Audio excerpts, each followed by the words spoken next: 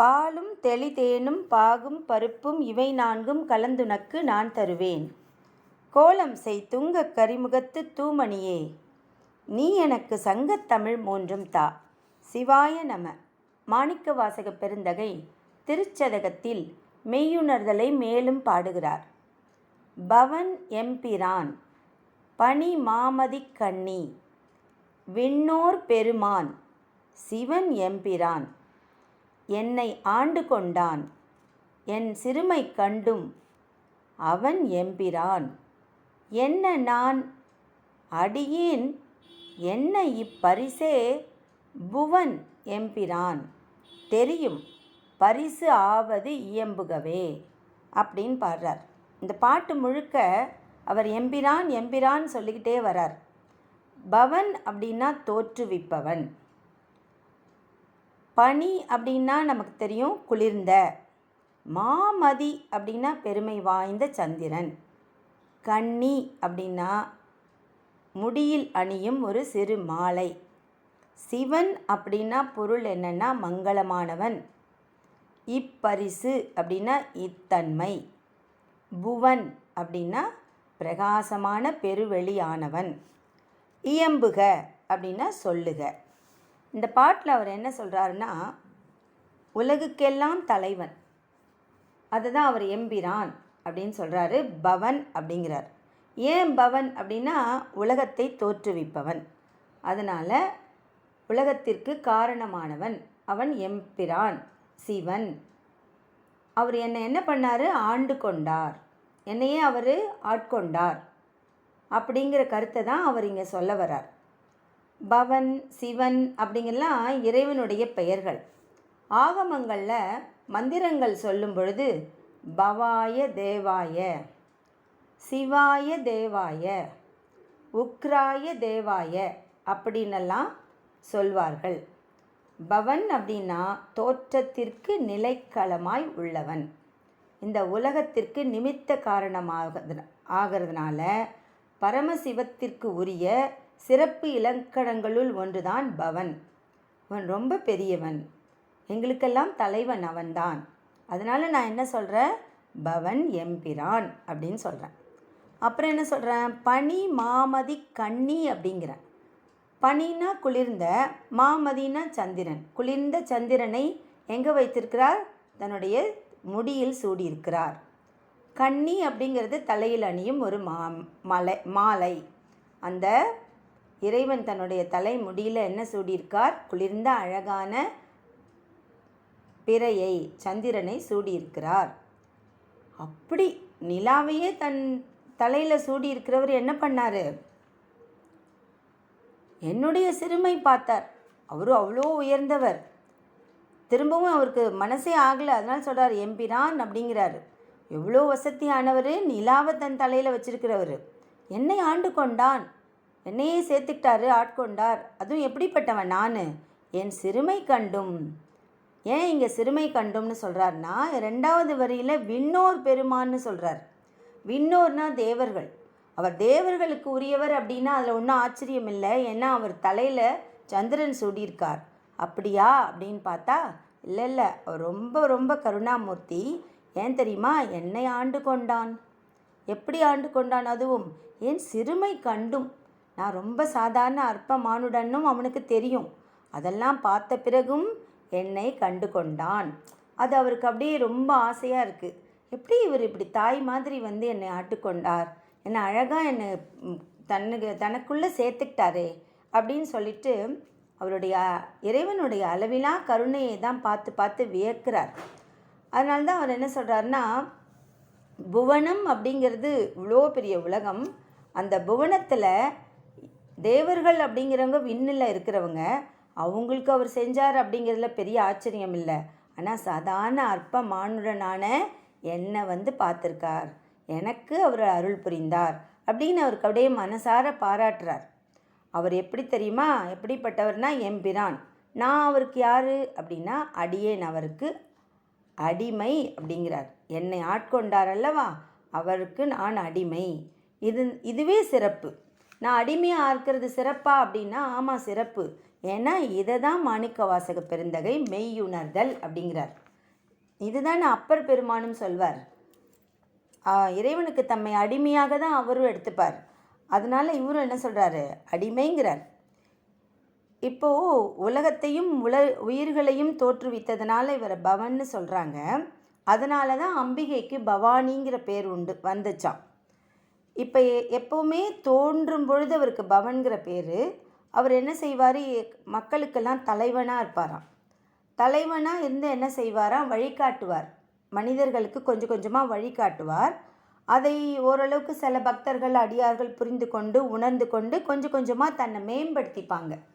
ஆக்சுவலாக நம்ம எல்லோரும் இந்த உலகத்தில் இருக்கிற பொருள்கள் தான் நம்முடையது, என்னுடையது, நான்கிற ஒரு ஆணவத்தோடு தான் இருக்கும். ஆனால் சில பேருக்கு அவர் அருள் புரியறதுனால இதெல்லாம் வெறும் மாயை, எனக்கு மேலே ஒரு சக்தி தான் என்னை ஆண்டுக்கிட்டு இருக்கு, ஒரு சூப்பர் பவர் இருக்குது, ஐ ஆம் நத்திங் அப்படின்னு நம்ம புரிஞ்சுக்கிட்டோன்னா நம்ம கொஞ்சம் கொஞ்சமாக இந்த ஈகோவை விட்டுட்டு படிப்படியாக மேலே வர்றதுக்கு தூண்டுவார். அப்படி தூண்டுறார் இல்லையா இறைவன். அப்போ அவருடைய பேர் சபாபதி. கொஞ்சம் கொஞ்சமாக நம்ம மேலே மேலே மேலே போய்கிட்டு ஒரு கட்டத்தில் இந்த உலகம் ஒன்றுமே இல்லை, இங்கே வந்தவங்க எல்லாருமே சும்மா சாதாரண சக பயணிகள் தான், ஒருத்தவங்க மூலமாக நம்ம இந்த உலகத்துக்கு வந்திருக்கோமே தவிர அவங்கக்கிட்டேருந்தே நம்ம வரலை, இவங்களும் நம்மளை விட்டு போயிடுவாங்க, நாமளும் ஒரு நாள் இங்கே இருக்கிறவங்கள விட்டெல்லாம் போயிடுவோம், இங்கே இருக்கிற எதுவுமே நிரந்தரம் இல்லை அப்படிங்கிற ஒரு உண்மை நம்ம எல்லாருக்குமே தெரியும். இதுக்கு முன்னாடி பல பேர் இருந்துட்டு போயிருக்காங்க, அவங்களுக்கு எதுவுமே சொந்தம் இல்லை, அவங்களோட பொருள்களும் போக போகிறதில்ல, அவங்களோட உறவுகளும் போக போகிறதில்ல, நண்பர்களும் போக போகிறதில்ல. இது எல்லாமே நம்ம எல்லாருக்குமே தெரியும். அதாவது நம்மளுடைய ஆட்சி, அதிகாரம், பதவி, பணம், சொத்து, உறவு, நட்பு, இதில் எதுவும் சாஸ்வதம் இல்லை அப்படிங்கிறது நமக்கு தெரியாதா? நம்ம எல்லாருக்கும் தெரியும். ஆனாலும் இந்த மாயை நம்மளை அப்படியே மயக்கி வச்சுருக்கோம். ஒரு மாய வலை அப்படியே பின்னி வச்சுருப்பாங்க, அதில் திரும்ப திரும்ப நம்ம மாட்டிப்போம். ஏன்னா இந்த உலகத்தின் இயற்கை அது. இதுலேயும் சில பேர் உஷாரா, ஆஹா இதெல்லாம் இல்லை, எனக்கு நிரந்தரம் சிவன் அடிகள் மட்டும்தான்னு நினச்சி அவர் பக்கம் போவாங்க. அப்போ அவர் பேர் சபாபதி. ஏதோ ஒரு கட்டத்தில் சர்வமும் நீயே அப்படின்னு சரணாகதி அடைவாங்க. அந்த நேரத்தில் சிவபெருமானுக்கு என்ன பேர் அப்படின்னா சிதாகாசம், புவபதி, சிதம்பரம். சிதம்பரம் அப்படிங்கிறது என்ன, அறிவு பெருவெளி, அதை தானே சிதம்பர ரகசியம்ங்கிறாங்க. ஆகாயம் தானே, அவர் அங்கே சிதம்பரத்தில் தெரியறது ஆகாயம் தானே. அதனால் ஆகாயங்கிறது என்ன, அறிவு பெருவெளி, ஒரு ஞான பெருவெளி. இது ஃபுல்லாக அவர் தான் இருந்திருக்காரு, இவர் தான் அதை தோற்றுவித்திருக்காருங்கிற தத்துவத்தை அறிந்து கொள்றதுனால தான் அதை சிதம்பர ரகசியம்னு சொல்கிறாங்க.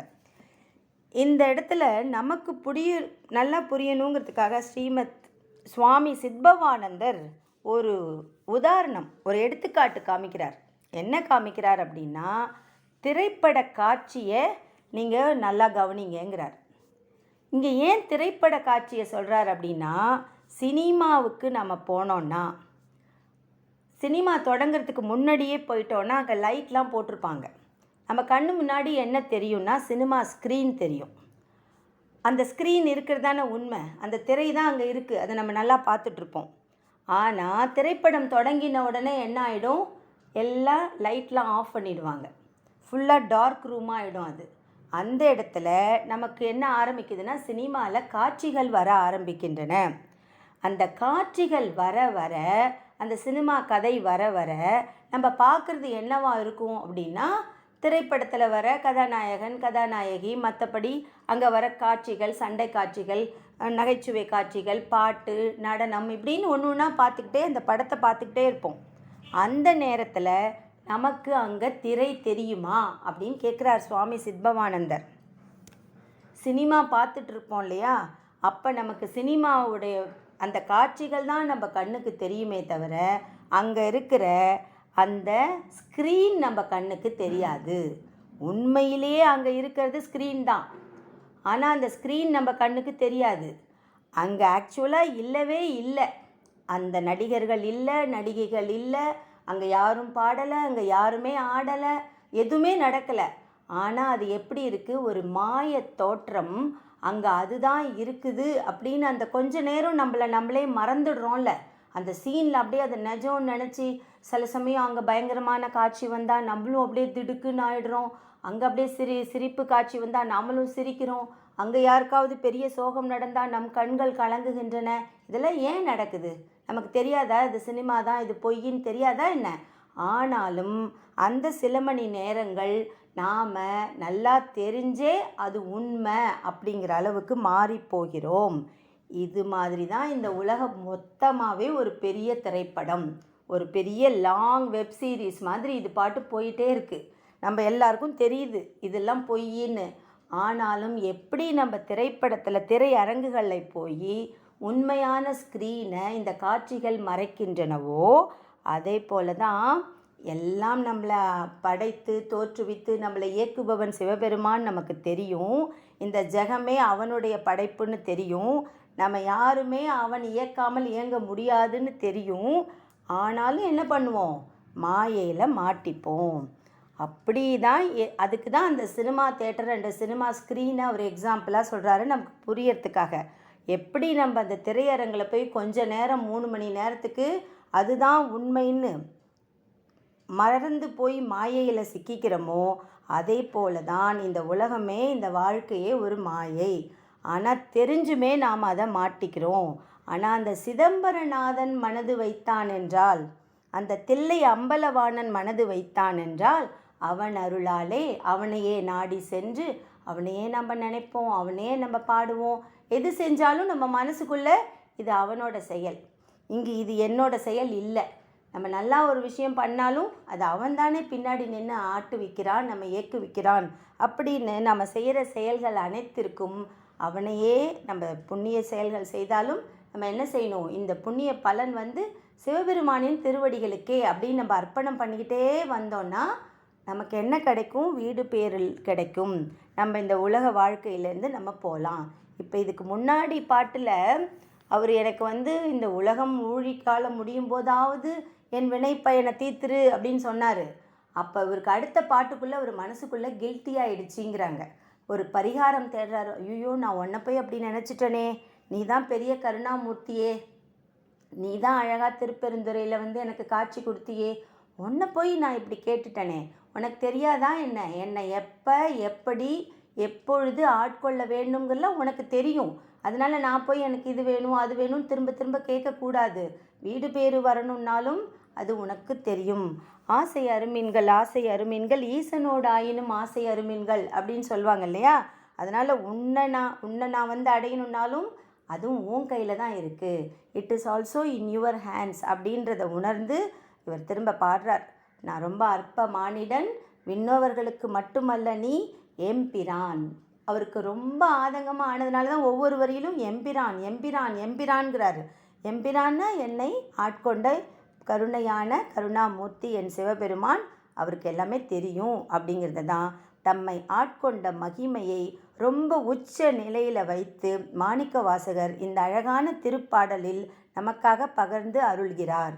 இந்த மாதிரி ஒரு மணிமொழிகளையே கொடுத்துட்டதுனால தான் சுவாமியே அவருக்கு மாணிக்க வாசகர் அப்படிங்கிற பேரை கொடுத்தார் அப்படின்னு சொல்கிறார்கள் ஆசிரியர்கள்லாம். நாமும் சிவபெருமானை எந்தவித சந்தேகமும் இல்லாமல் அவருக்கு தெரியும் எப்போ நம்மளை எப்படி ஆட்கொள்ளணும்னு. நம்ம செய்ய வேண்டியதெல்லாம் ஒன்று தான். இங்கே நினைக்கிறது, செய்கிறது, பேசுறது எல்லாம் அவர் தான் காரணம் அப்படிங்கிறத புரிஞ்சுக்கிட்டு அவன் அடிகளில் சரணடைந்து எல்லாம் நீதான் அப்படின்னு சரணாகதி அடைவோம். அவன் அருளை பெறுவோம். திருச்சிற்றம்பலம், திருச்சிற்றம்பலம், திருச்சிற்றம்பலம்.